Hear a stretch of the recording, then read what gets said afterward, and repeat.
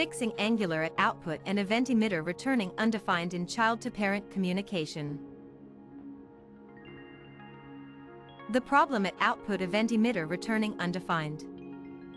When passing data from a child to a parent component in Angular, developers often use at output and EventEmitter. However, sometimes the emitted data appears as undefined in the parent.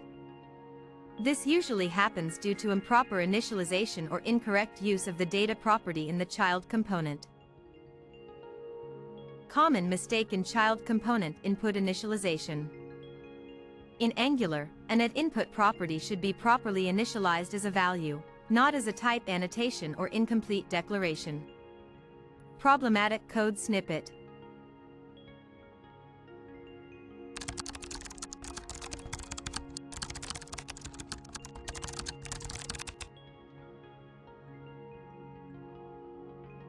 Here, the syntax tries to define dropdown items as a tuple type rather than initialize it with an actual array value. Since it's not properly initialized, when emitting it via EventEmitter, it leads to undefined. The correct way: initialize at input with a value. Use the at-input decorator combined with proper array initialization.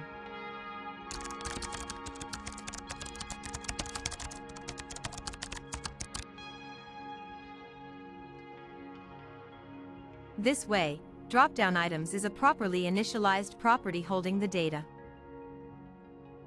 How to use EventEmitter correctly.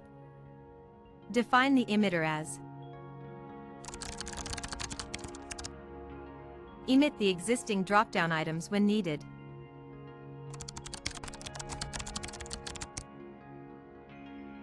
Parent component setup. In the parent component, bind to the child event properly in the template.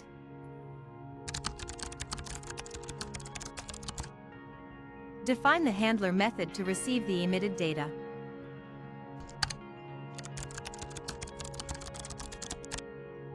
Note, you do not need to call getDropdownItems in init with an undefined property. It should be invoked only when the event is emitted. Summary. Always initialize at input properties with actual values, not type-only declarations. Use at output and EventEmitter to send data from child to parent. Bind to the child's event in the parent template. Handle the event properly in the parent component class. By following these steps, you ensure the parent component receives the expected data, eliminating undefined issues.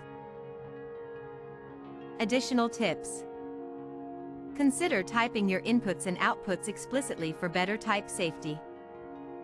At output, on getDropdownItems equals new EventEmitter array, option value, string, option text, string.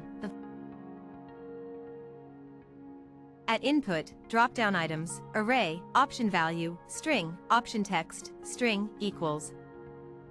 Trigger the event emission at the correct lifecycle moment or user action. With these changes, your Angular child-to-parent communication will work reliably.